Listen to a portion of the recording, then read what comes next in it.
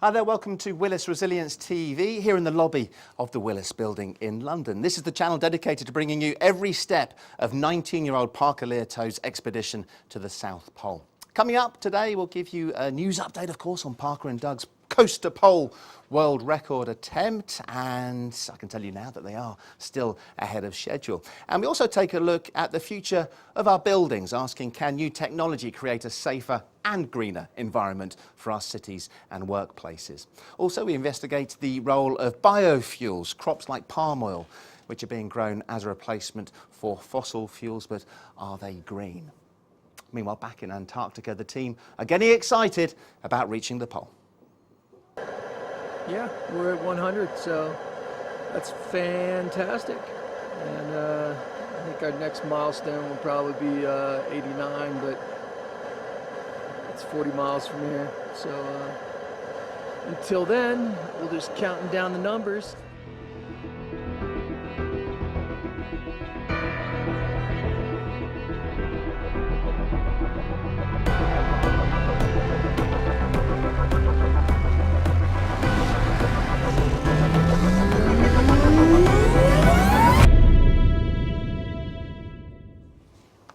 So we told you that Parker and Doug are still ahead of schedule as they try to reach the South Pole in world record time. And this is hot off the press to bring you bang up to date with what the guys did yesterday, which was day 14 of their trek. Remember, they were trying to do it in 22 days. If they keep going the way they have been, they're going to smash that. They've taken a slightly different route from the one planned, but they are making fantastic progress. They did 17.6 miles yesterday, and now they're just 82 miles away from the South Pole. They've had pretty good weather, but Parker tells us that they've had some tough sastrugi fields. And sastrugi, if you weren't with us last week in particular, when we were talking about the conditions that those guys have to face in Antarctica, they're ice fields, they're kind of waves within the ice that can be very difficult to pull the sled over. But they've made pretty good time despite that, and they've had a couple of whiteout conditions. That's a good example of how bad the wind can get in Antarctica, but they've dealt with that. Parker says he's still finding things painful,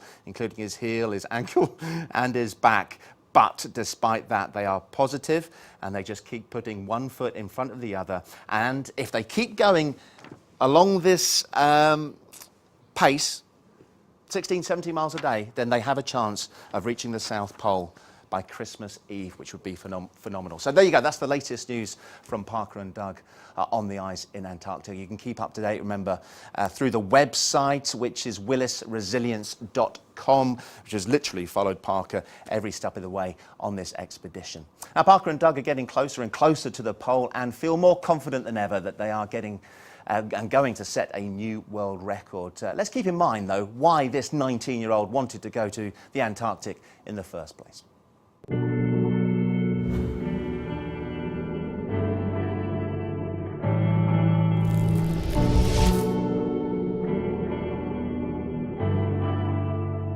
The science on this expedition is composed of 3 programs, and they're not programs that I came up with on my own that I'm going to go do the sampling and then we'll study them myself and be the lead on this. I worked with a number of scientists from around the world to compose this program that will potentially create the most value that we can out of this expedition. Then I'm going to lead the field sampling, getting all the results and the materials we need from Antarctica to get all the data that we need. Once that is done, samples, data, everything will be brought to laboratories, Vienna, New Zealand, with our partners, the International Atomic Energy Agency, GNS Science in New Zealand, the Yale Climate and Energy Institute, the Yale Department of Geology and Geophysics.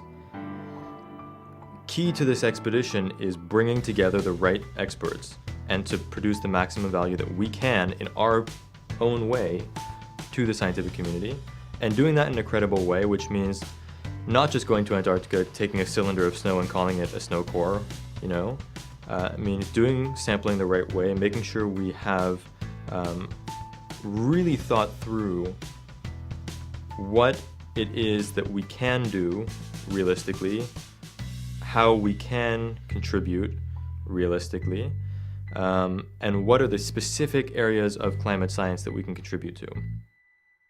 At the Antarctic plateaus, there's a low level of precipitation and snowfall every year. So you get a few millimeters per year, and you sample that snow. And in that snow, captured as the frozen water has landed in the Antarctic, is the isotope concentration for different isotopes, and that concentration is like a snapshot of the chemical composition of the atmosphere year by year over the last 50 years. And remarkably, what hasn't happened across the Antarctic are isotope readings from coast to pole to coast in what would call a complete transect. And he's taking isotope readings which haven't been taken before, and critically it will give us an understanding in new layers of depth about climate change over the last 50 years or so in the Antarctic. This is very powerful data which will then enter the scientific community. We're going to be doing all the science in the first leg of this journey, which means we're going to go from sea level on the coast, cross the entire Antarctic continent to the South Pole, then to the other coast. So go up to 2,835 meters in elevation, then back down to zero sea level. Crossing the entire continent is around 1,200 miles, 1,800 kilometers approximately. This is when all of the sampling will be done. So first what we do is we all get together in the truck, and we're going to go to the various GPS locations which have been predetermined for making snow pits. And these snow pits are giant holes in the ground where we will sample at hopefully high-ish resolution down to the bottom of the pit from the surface. And these samples will be used as kind of a chronology of however many years is covered in the hole that we've dug. We are contributing the data for this well understood proxy from this one region that hasn't yet been sampled, or at least recently, which means it's not a new type of tracer, but it is data that's being taken from a region that will help just add a piece to the puzzle in terms of separating out the factors that influence climate.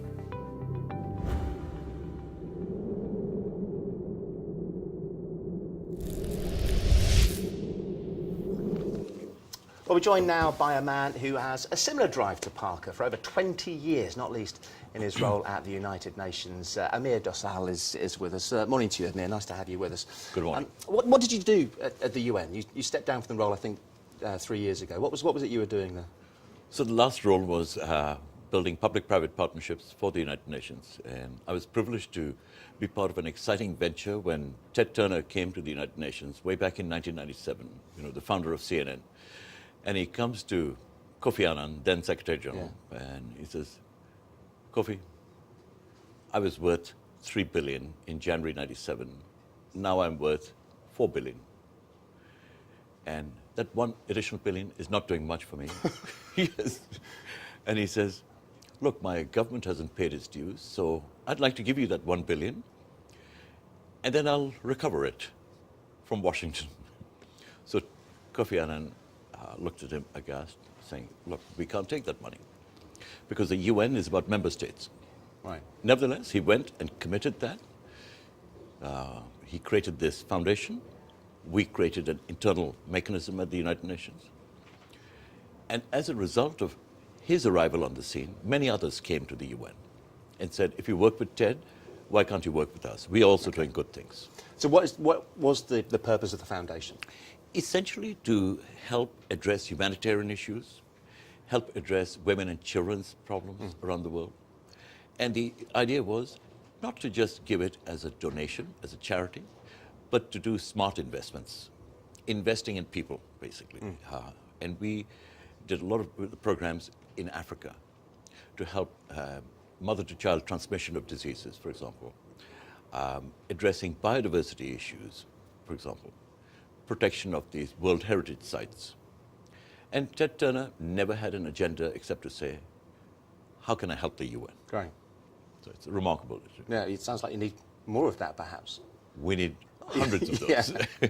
And then they do exist out there, Yes, don't they? absolutely. But is that not a shame that maybe foundations like that are dependent on those kind of donations from people that can afford it? Yes, yeah, and you see what's now happening is the young entrepreneurs, the social entrepreneurs are saying, I've done well, but I actually have a responsibility to society. Yes. So I want to help. I want to make sure that future generations live a better life than we're going to live. And in that respect, how key is it to have a focus on climate change and the effect of climate change going forwards for everyone Yes. on a global scale? It's ironic that the international community, while it's very committed to addressing climate change issues, there's limited action. There's a lot of focus. People understand that climate change is happening. We have currently about 1.5 billion people living in coastal areas. That is likely to treble by 2050. So the Secretary General has made this his kind of one of his main agenda issues.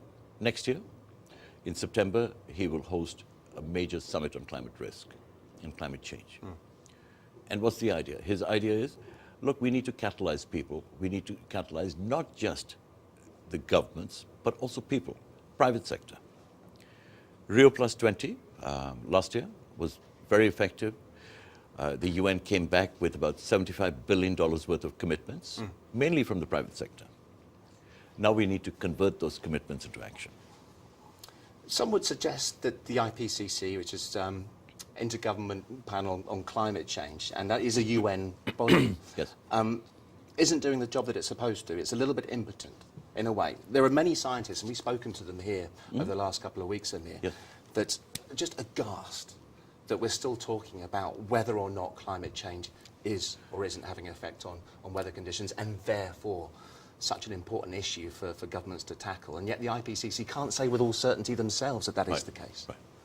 So it's ironic, IPCC works with all the scientists. So getting consensus that climate change is happening, or not, as the case may be, it's a natural phenomenon, is very difficult to achieve. One other thing is that the UN, even though it's a political body, it cannot do anything by simply through edict. It has to have consensus. Yeah. And the best thing they can do is inform the process. And are they gaining ground? Is this going to happen at some point? Because that's kind of the thing that I've garnered over the last couple of weeks. It's just, it just seemed to be edging closer, but there should be more urgency than that. Last month we had a meeting of the Commission of the Parties, Yeah. COP19 in fact, in Warsaw. There was kind of toing and froing. But in the end they came together as a commitment that they would put more financing. The issue is, how do you address the challenges faced by developing countries? They're starting to grow rapidly. Should we slow down their growth? There will be trebling of the world's car fleet by 2050. And 80% of that will take place in developing countries. Right. So in essence, we are saying to them, we don't want you to have many cars. We're happy with our cars here in UK, US, etc. And they are not happy with us, actually. So it's a balancing act. Yeah. A very difficult one at that. I'll tell you what can and hopefully is helping is raising awareness, and that's kind of what Willis Resilience Expedition is doing. If you hold fire just for a second, hopefully we can speak to the guys live in Antarctica, as we have been doing most days, actually, Amir. Well, I believe that's Doug waiting to speak to us. Hi, Doug, it's Dan. Copy that. Hello. Hey, Doug, how are you? Oh, doing great, doing great. We have a little bit of an overcast morning here in Antarctica, but we're in good spirits, and you know, we want to get out and start skiing. Have conditions been good over the last couple of days? Yeah, we had some whiteout most of yesterday, which makes this navigation a little bit difficult. But Yeah, it's been good. Parker's in good spirits, and we're getting 11 hours of skiing, which is a heck of a lot for day after day after day after day. So I'm hoping we can keep it up, and in a couple of days. Have you had to revise the goal? Do you think you guys can make it to the South Pole by Christmas Eve, Doug? We've lost him, I think. I He's think gone. so, yes. Yes. Yes. It's difficult to hear. We are trying to establish the strongest connections possible, but as I keep reminding people each day when this satellite drops out, is that they are dangling off the bottom side of the world. Yeah. I think I might have just heard an engaged tone. I know. And, did so you hear did I. that too? Absolutely, Amir? yes. And like BT. an operator is trying to help us That's connect. right, yes. Doug's calling in reverse charges. Uh-oh. I think, yeah, so we're going to have to pay for this call from the South Pole. Doug, are you back? Hello? Hi, Doug. Hey, how's it going? Yeah, good. Sorry, mate. It's probably our fault. I'm sure someone's pressing the wrong buttons in the gallery. I just wanted to get your thoughts on the motivation for this expedition. We've had a raft of fantastic guests in the studio. Everyone talking about environmental issues, climate change. And is it easy for you guys to see the bigger picture still now as you embark on this world record? I'm sorry, you're breaking up. I can't understand. Can you repeat the question? Yeah, of course, mate. Just want to get your thoughts on the broader picture that this expedition is about, climate change, and whether that can still be a focus for you, even though you're on this world record. Yeah, I heard some about, the main focus of this expedition is climate change and bringing awareness. Both Parker and I are climate change ambassadors, and I'm with several organizations. One with the Climate Reality Project, which is Mr. Gore's program, and Parker's with a lot of the scientists that I've put him in touch with. I've been involved with since 2003 or 2004. So it's really we're making observations, we're collecting data, trying to help out mankind, find out more about this critical situation that our whole planet is in. And do you think you guys are making progress? Oh, well, I do. I in the last couple of years, I'm starting to see people. There's definitely a disconnect with governments and climate change and the non-believers, and undisputably 100% of 98% of all scientists believe that it's true, and the biggest thing is we need to do something about it, and I think there's a lot of different theories on how to do that, and I think awareness and also probably a tax on carbon tax would be a great way, because I think our governments and our big businesses are using far too much carbon pollution, and I think that'll help greatly reduce that carbon, reduce that, and we'll be on the right path. I still struggle to get my head around the fact that I'm interviewing you in Antarctica. Isn't technology a wonderful thing? I know you've been on plenty of expeditions, but this has been so special to be able to have this connection to you and the expedition, Doug. I agree, and I think it's the first time ever where we've had live feeds from Antarctica constantly throughout the whole expedition, and it's an honor to be a part of it. And thank Willis and yourself and the whole studio to be able to bring these broadcasts to us and bring them to the world and to people following. And I'm sure there's many people following. I'm excited to hear how many people followed the expedition once we get back and we get done. And we're just right now we're focused on trying to ski every day and trying to get our miles in and keeping Parker safe and healthy and trying to get to the pole. Yeah, and we are of course still with you every single step of the way. I don't know if is Parker still in the tent. I don't know if he's up for talking to us, Doug. I'll let you make that decision, mate. No, let me get him here. Okay, hold on 1 second, please. Thank you. Cheers, Doug. This is so exciting. Well, it is. And the picture is pretty solid. Amazing. And the audio is solid. We have had issues in the past, but hopefully that, as you can see, was the moment that Doug has passed the sat phone over to Parker. Just waiting to hear that we do have a connection with Parker. We're still waiting to get him on the phone. But it does make a difference, doesn't it? The fact that we're able to do something which is so groundbreaking is hopefully going to get people talking about the right things. And by the way, you look at the technology which we're looking at. Yeah. 10 years ago, we couldn't do that. No.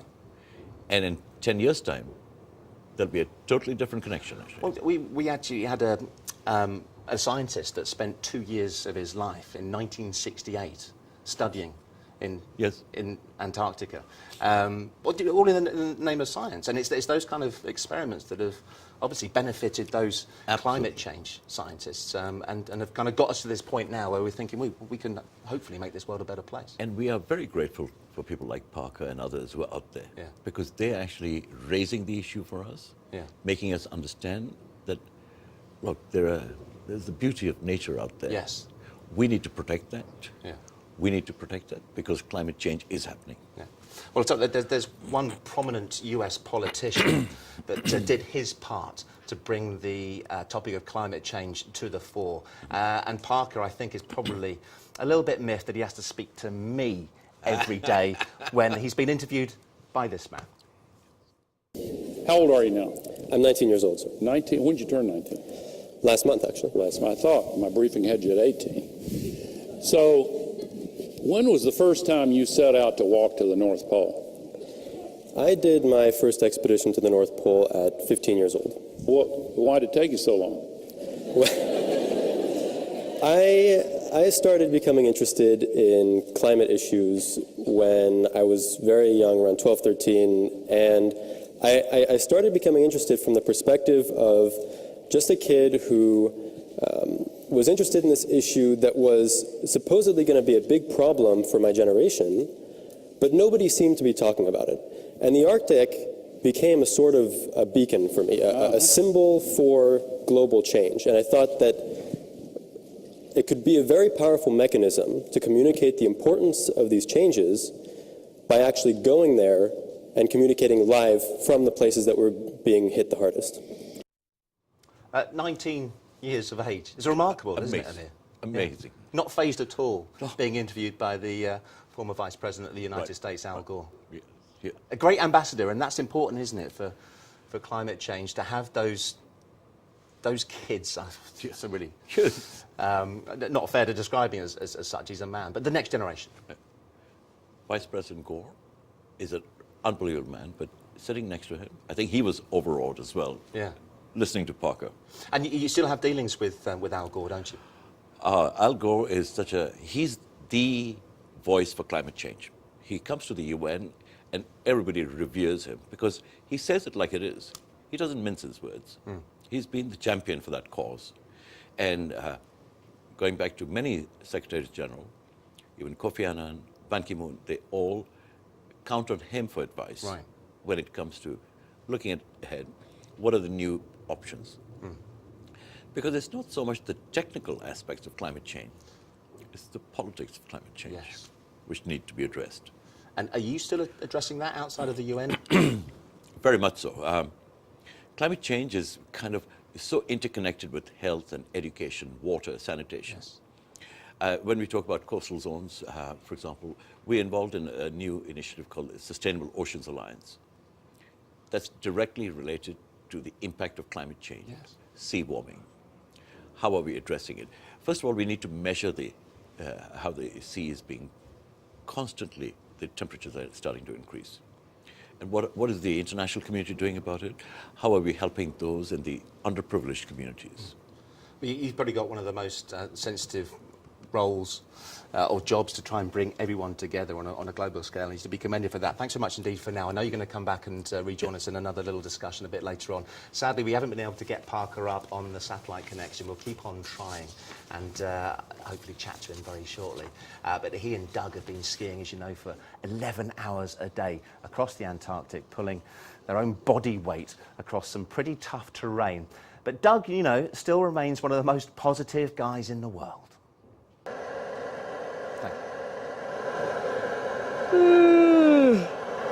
How's the day been, Doug? Good. I'm hungry, tired. Parker did a good job. It's sunny most of the day. We had a little bit of cloud cover in the afternoon for about an hour, but overall it's good. Pretty regimented. with our breaks and eating and drinking and putting our miles in, and yeah, we're at 100, so that's fantastic. And it's just sort of a countdown from here. And I think our next milestone will probably be 89, but it's 40 miles from here. So until then, we'll just counting down the numbers. I think to get to, I think we 16 point something. So we're right around, we're under 17 for sure. But yeah, I'm pleased. I mean, I would rather ski longer, but I think we're at the barometer for Parker and his daily output, so I think we'll cap it at that. And his sled is very light, so shouldn't be a big issue. Yeah. Do you see yourself trying to do bigger days when you get to the pole? I think that's going to be up to Parker. I mean, psychologically, sometimes you start to envision that, but like I said, I think his barometer is set right now at about 11 hours, and then he's pretty toast. So we'll continue doing that until I weigh it out, and you know, at 11 hours we can say, Parker, you feel like doing another hour? And if he says yes, then we'll do it. So, but until then, I think we'll just keep it at our pace, and that's six days away. I think is, with my calculation, we should be there in the evening of the 24th. Good to me.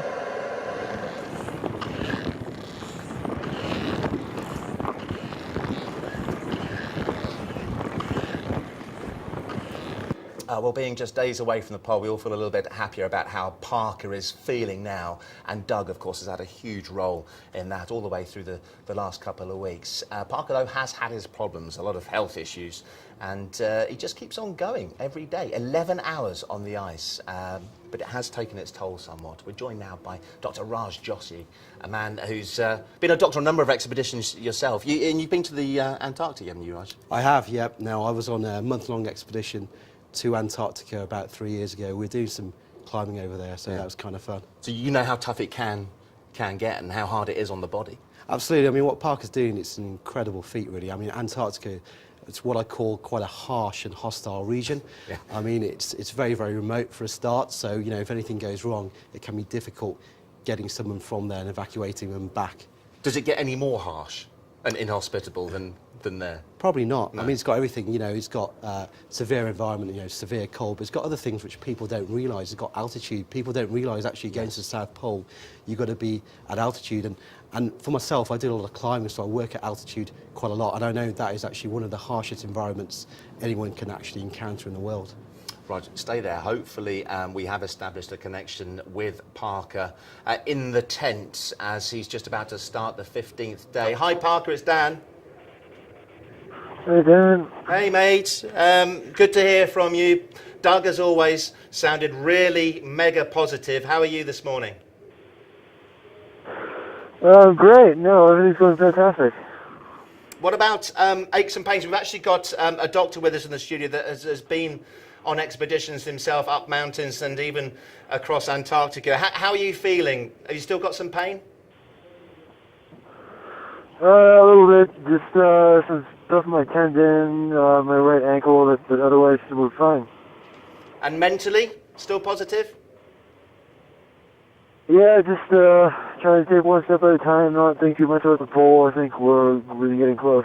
Yeah, you're making fantastic progress, mate. Keep it going. And again, we won't keep you too long on this phone call so you can prepare for what lies ahead. I just want to get your thoughts, as I did with Doug, on the climate change aspect of this. And we've just seen some VT of you chatting to Al Gore. I think you probably enjoyed speaking to him more than you've enjoyed speaking to me, right? I don't know about that, but it was a real honor to be able to speak with him and be on stage with him.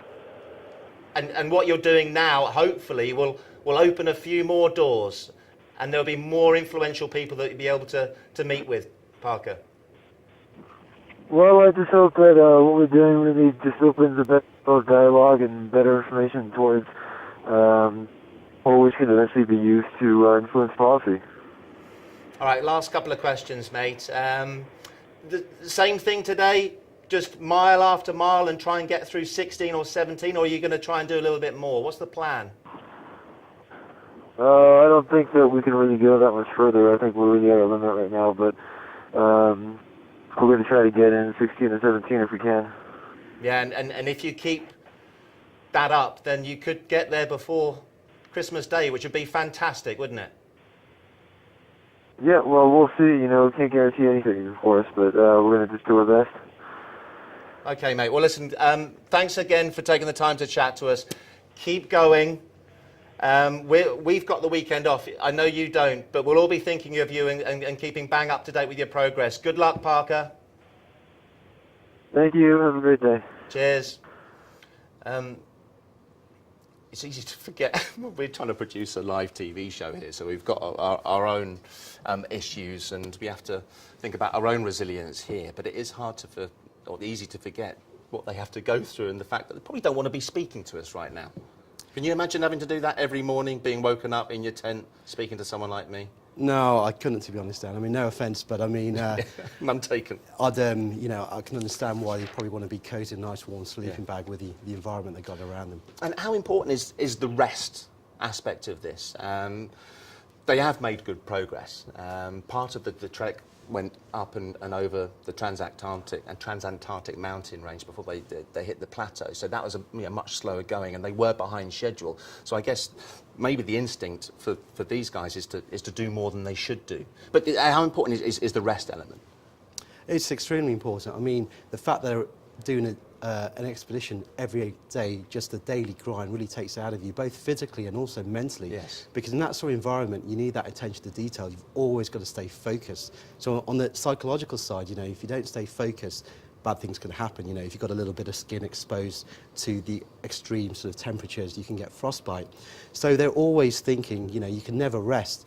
And that's one of the difficulties. They will be quite tired at the end of the expedition, not just physically, but what people don't appreciate sometimes is psychologically. They can be pretty knackered, to be honest. How many of the symptoms, from what you know, are fairly normal as far as your experience is concerned in the Antarctic? Parker in particular, Doug seems to be a little bit more robust and resilient, should I say, to those aches and pains and general malaise. But Parker suffered from a cough, some nausea, I think was related to the altitude, and then a poorly ankle, back. Do they all ring true? Absolutely. I mean, what you got, first of all, we say common things are common. So what you can get in everyday life, such as chest infections, rashes and things like that, will happen in any environment. The difficulty over there is that it gets magnified. And once you get it, it's difficult to shake off, because when you're at altitude, you've got a decrease in the relative oxygen available.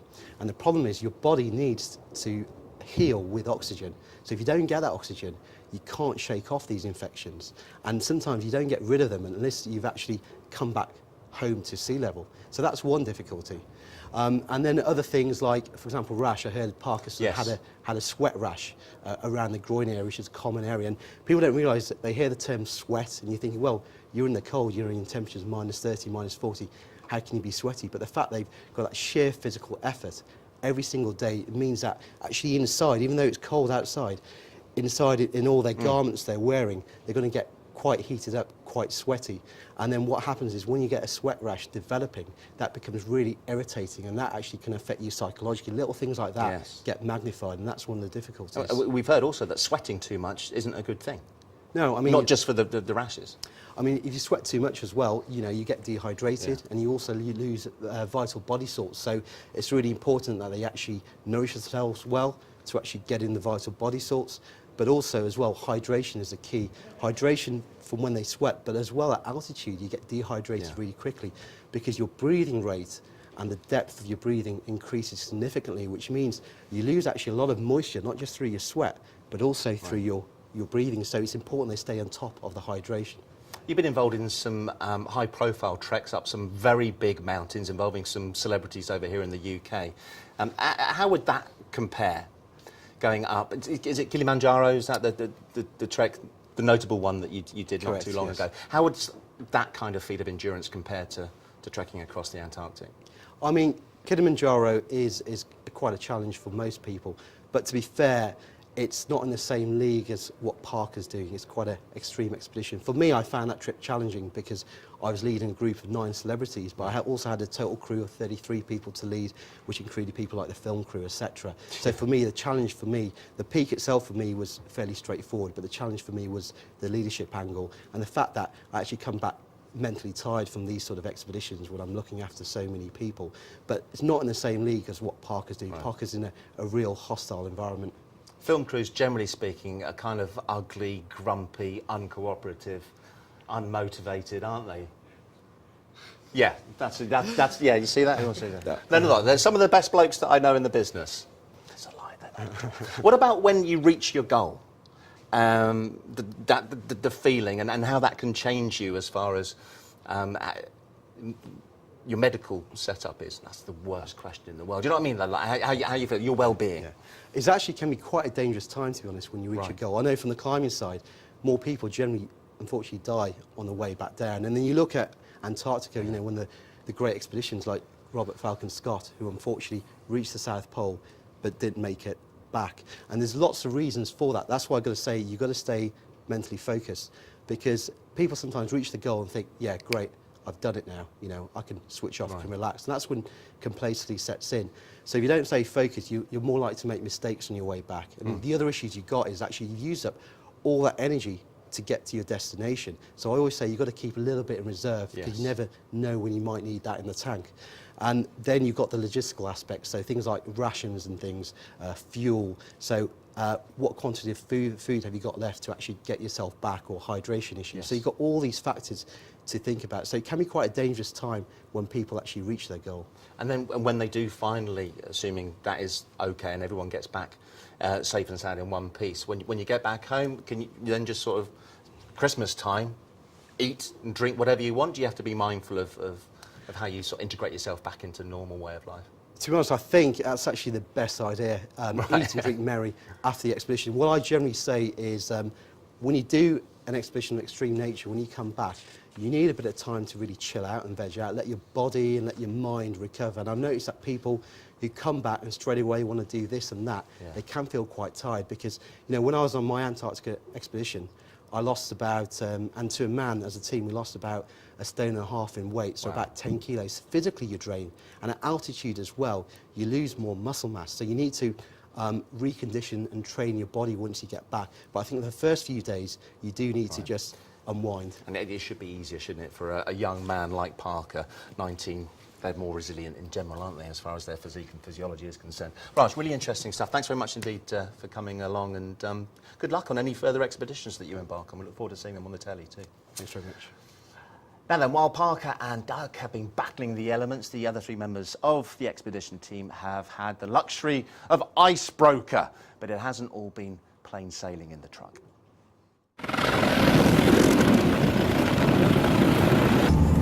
What are the conditions like? Pretty bad.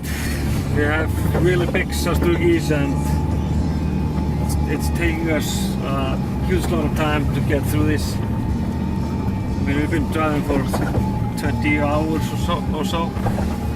We still got 2 hours more. Then we can rest for maybe 8 hours. Then back on tomorrow. I have a broken tube.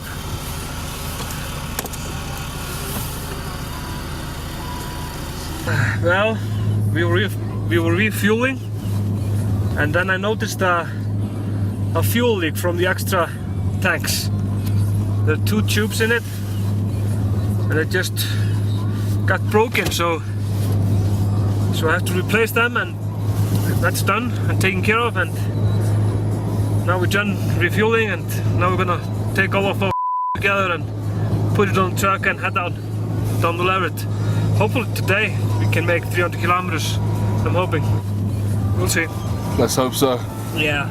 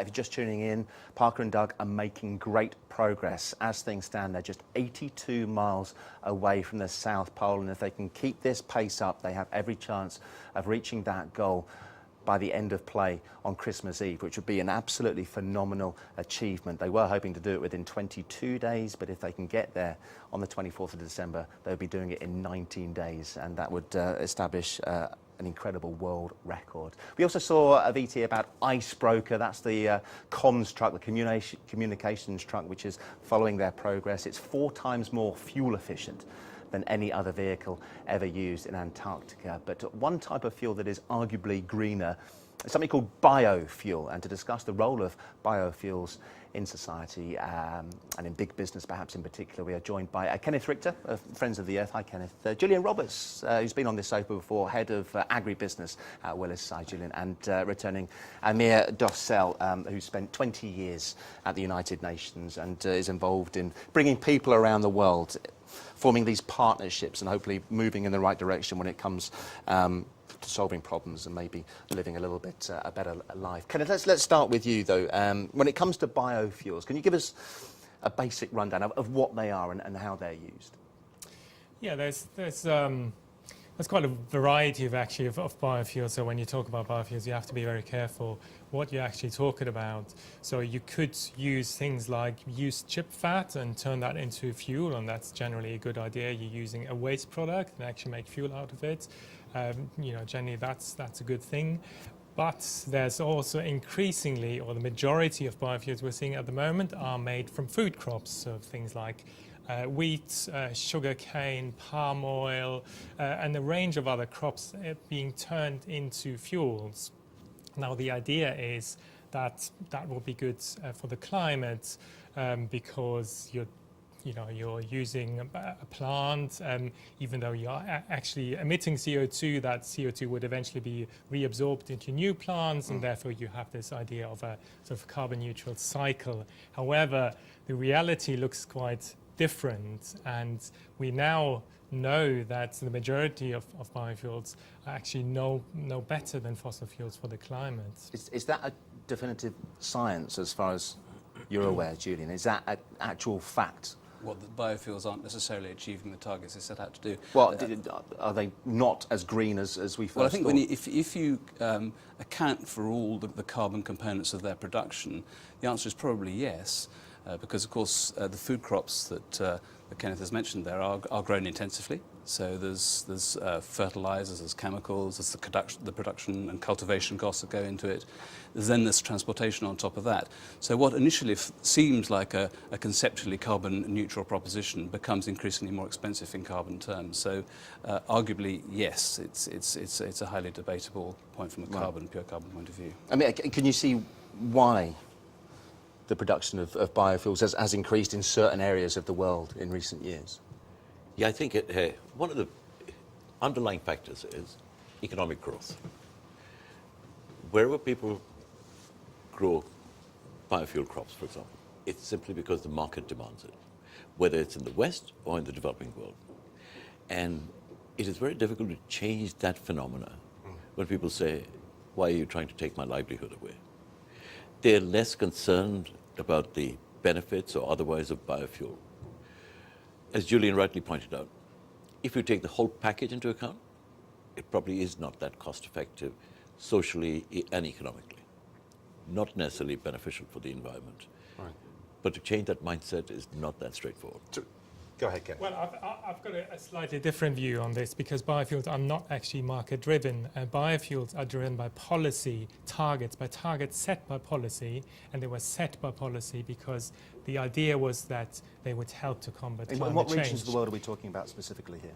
Sorry, so you're talking about Europe and the US, who've both got their biofuel mandates. These mandates are set by policy. In Europe, we've got this target that by 2020, 10% of our fuel is supposed to come from so-called renewable sources. In reality, that means biofuels from food crops. So what we have here is a heavily subsidized market that's artificially created by policy, and it was created because the idea was that it would be beneficial for climate change. Now, if it turns out it isn't beneficial for climate change, there's no there's no reason to continue with these policy targets. It sounds like it might have been a quick fix. Well, exactly. I mean, it sounds like a good idea. They thought it was going to be a quick fix. Would you agree with that? Europe is very good at following policy, by the way. Yeah, and I mean that actually, because Europeans do believe that, look, climate change is happening, we need to address it, we need to reverse the impact of it, we need to reduce CO2 emissions and so on. That's not necessarily the case in developing countries. That's not necessarily the case in the US. It's purely market-driven. Okay. So there is a kind of a healthy tension which is going on. That's why we've got a challenge with the climate change negotiations.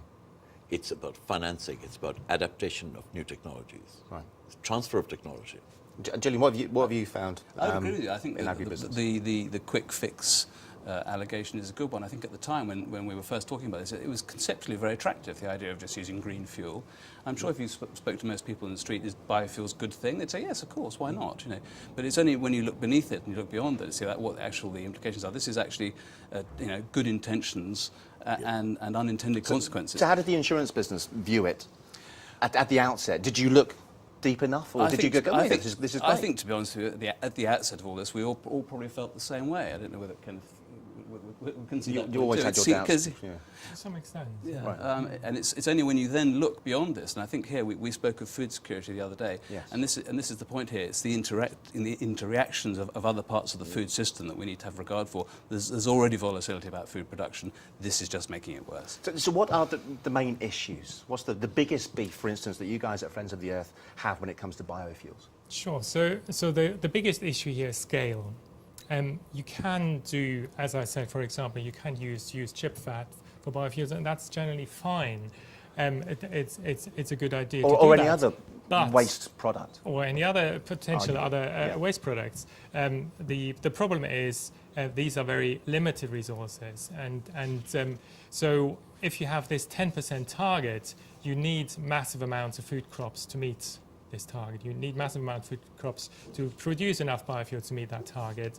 Now, Europe hasn't got the land to grow these crops, so what's happening is companies are going into poor countries, buying up massive amounts of land to produce biofuel crops for the European market. Okay. That land is no longer available for food production in those countries, which has severe impacts on food security, but also on food prices. So we're seeing food prices going up worldwide. This is not just because of biofuels, but biofuels is one factor in there. Additionally, on top of increasing populations, climate change, and other factors. So, irrespective, if that is indeed the case, irrespective of whether it's being driven by market forces or policy, what can be done about stemming that increase that seems to be so damaging? That's such an important point about food security. We're very concerned that at the end of the day, if we do not plan for it now, we have population explosion taking place from 7 to 9 billion in about 25 years.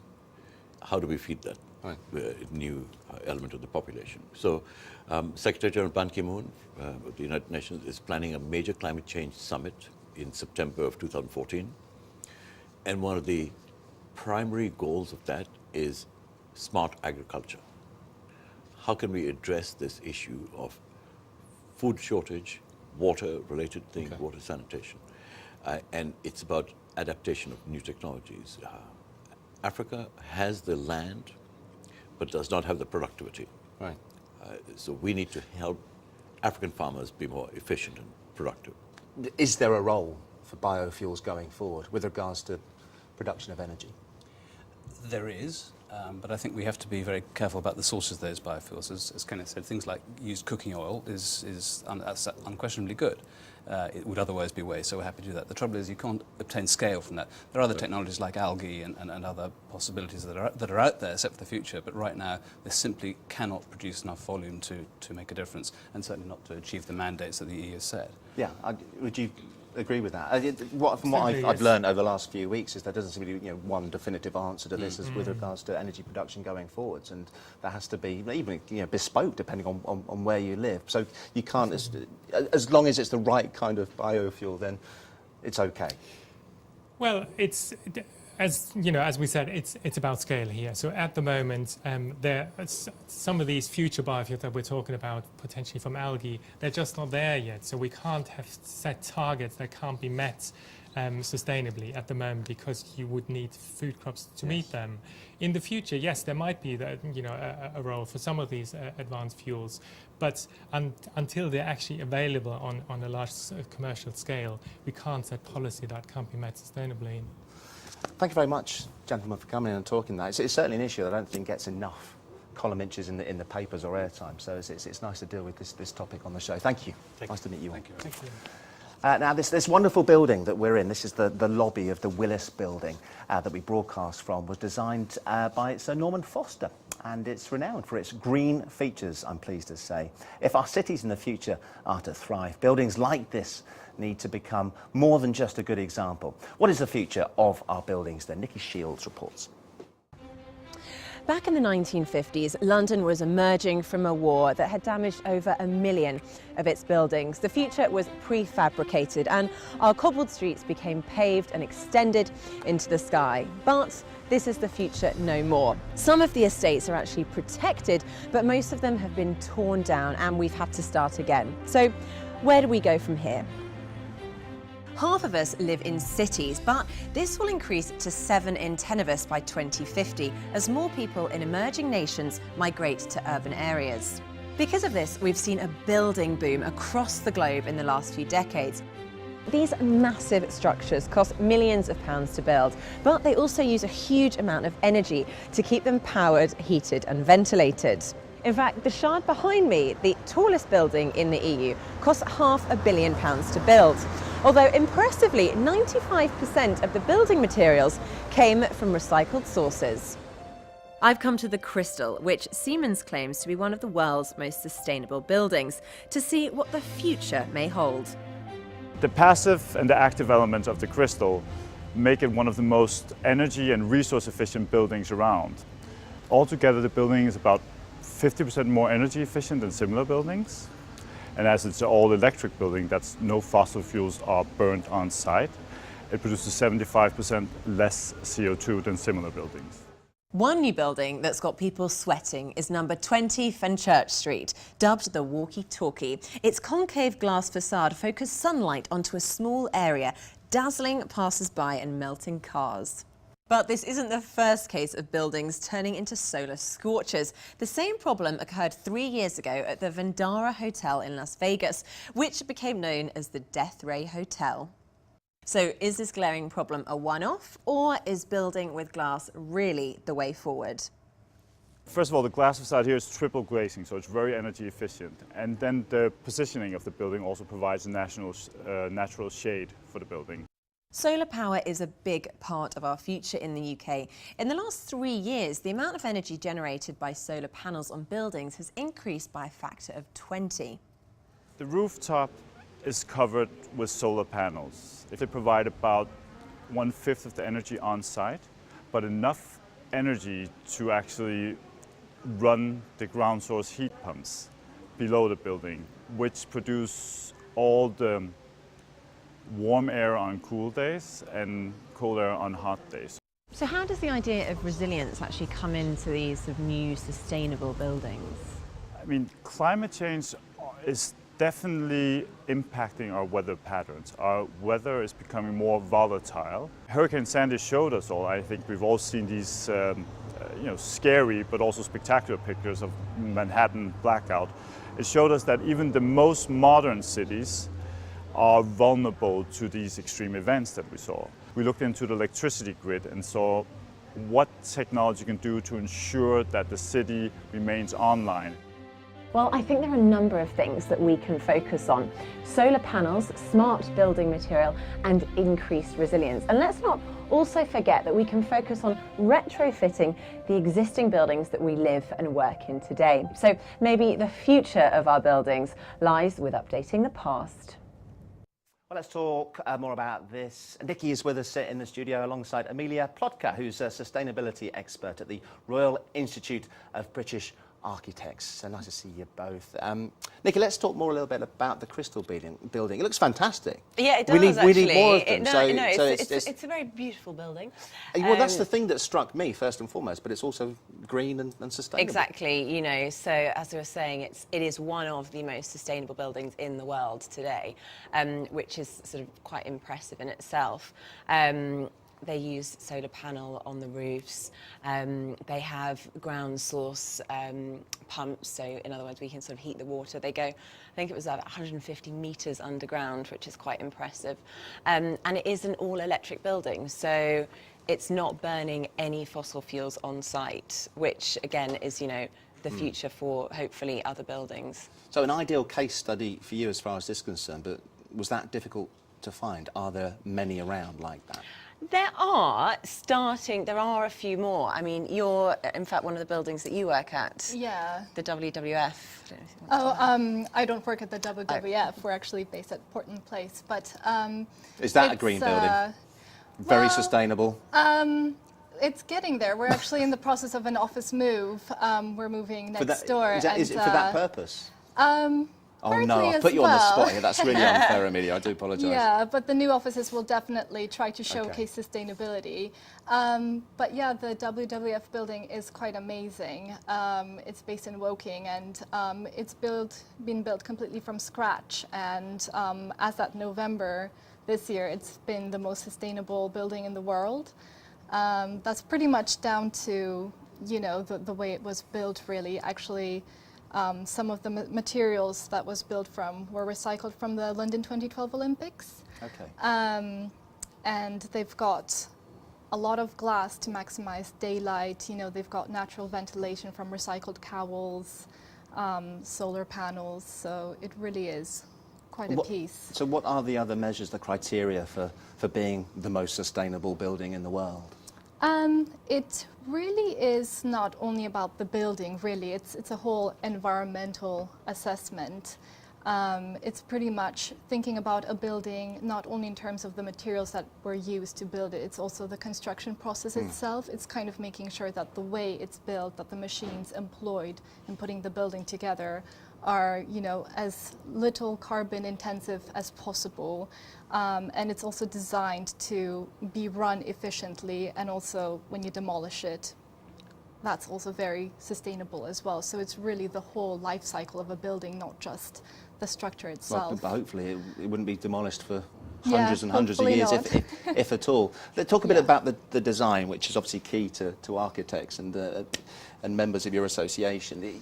Do you lose anything as far as design is concerned if you try to have sustainability and a greener environment as the sort of primary concern when you're building? Yeah, I think the simple answer is no. I think there's a lot of skepticism around, especially retrofitting buildings. You know, obviously a lot of them are quite old, so it's a very touchy issue. You know, how do you maintain the cultural heritage whilst refitting the buildings?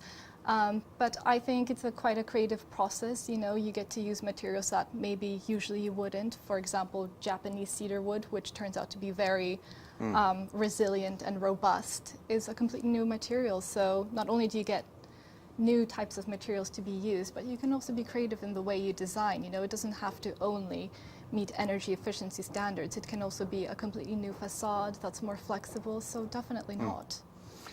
Retrofit's an interesting one. I don't know where you stand. I love, and we're very lucky living in and around London, to have some just magnificent structures, buildings, and a lot of them date back obviously hundreds and hundreds of years, but some of the newer buildings are really quite attractive as well. I don't know if you've got a feeling as to whether the next generation, the generations after, will you know, feel the same way, that have the same kind of love for those older buildings, or just, no, let's get those down. I think retrofitting is, you know, such an important thing that we can all do, and it's not just in, you know, buildings for big businesses. It's also something that, you know, we should all be doing in our home.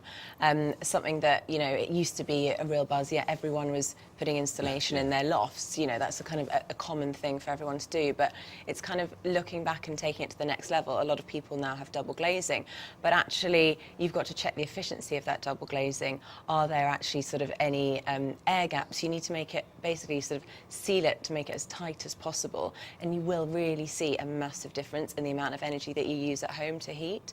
So I think it's, yes, definitely, we've got to make the buildings retrofit, but we can also do the same with our homes. Other things that you can look at as well is making sure that you have the right ventilation. So it's all very well having a sort of a really tight air supply within your home, but you need to have the right ventilation to make sure that you can remove all sort of the stale air and bring in fresh air to stop damp issues as well. So I suppose we need to be, it's all very well as well using kind of different energy supplies, like for example at the Crystal, but obviously we don't necessarily all want to do that right now in our home because it's an expensive thing to implement. So it's taking those kind of smaller steps now will make a big difference. Let's talk bigger than buildings. Buildings make up cities. Are cities in general becoming more sustainable? You had a great example actually earlier about what's happening in Denmark, is it? Oh yeah, well, basically, if we're talking about resilience, this whole program is about, you know, what does resilience mean to all different types of people. For the guy up in the Arctic, for him it's just the ability to keep on going, whereas for cities, you know, they're exposed to natural disasters, flooding, and actually that's why we can really learn a lot from Denmark, who, you know, they're based below sea level, they're used to flooding, for them it's a natural phenomenon. So actually, they've got some amazing architectural solutions to these problems. For example, they have whole neighborhoods that are actually built on water that can actually rise up as seawater level rises. So it's actually based around these pylons. So all the buildings rise. Yeah, to avoid almost like floods. whole neighborhoods can float It up. is extraordinary. And kind of sit on top of the waterbed. It's just down to clever design, really, and yeah, that's And pretty can other exciting. cities take, no, not necessarily in those kind of specific ways, but Yeah. using clever architects and engineering to become more resilient, more sustainable? I think definitely. It's very interesting to learn lessons from places with extreme weather conditions like that. I mean, for example, in the United Arab Emirates, they face completely different problems to Denmark. You know, they've got hot weather, they've got short water supplies, and with their building design, they have to be very smart in terms of their energy usage, because actually it takes a lot of energy to cool buildings down as well. So they're actually prioritizing that through smart design, especially focusing on fabric efficiency, like you said, making sure that there's natural ventilation, that the system can be cooled down by itself rather than using a lot of electricity or very expensive additional technologies to do that. So. And solar power? Should arguably all buildings be powered by solar panels? Is that possible? Obviously, it partly depends on where they are in the world. You're living in, And we're talking on a overcast day here in the United Kingdom. Yeah, I think solar panels has become a really big fashion statement recently. It seems to be the solution to all sustainability problems, but obviously with any design, you have to be really conscious about the position in which your building is sited in. You know, ideally it would be south-facing with a lot of direct sunlight going into it. That doesn't happen very often, and sometimes because those things aren't taken into consideration, solar panels aren't actually as effective. So I think there's a fine balance between using, you know, sustainable technologies and just greenwashing a building with anything that sounds sustainable. That doesn't actually do the job. Yeah, you need something which is going to last and be proper, which is what we should all be thinking. Just quickly, at home, it's not just about these massive, and I think beautiful office buildings. Just on Amelia's point about it being all about being resilient as well. Yeah. You know, it's all very well us being sustainable, but actually, because of climate change and because of these extreme weather conditions that we're now facing, it's actually just as important to be resilient in those situations, which is quite a powerful innovation. Yes. And you know, it's a driving force now. So when people are, you know, making their homes, and they do want to think, you know, okay, so if there is a flood, if there is a tornado, you know, how can we make it as resilient as possible? We made this studio in a very resilient way. I'm being resilient now. This studio has no air conditioning, and I am sweating more than I ever have done, I think, under TV lights. So I'm showing great resilience too. Thank you, ladies, very much. Thank Nice you. to see you both. Thanks, in particular, Amelia. Thank you very much. Now then, in Monday's show, which will be the last show, bring you the latest news on Parker and Doug's race across the ice to set that new world record. We look back at the highlights of the last 3 weeks of Willis Resilience TV, which will last longer than 25 seconds, hopefully. So join us on Monday for the next instalment. We'll see you then. Bye. Have a good weekend.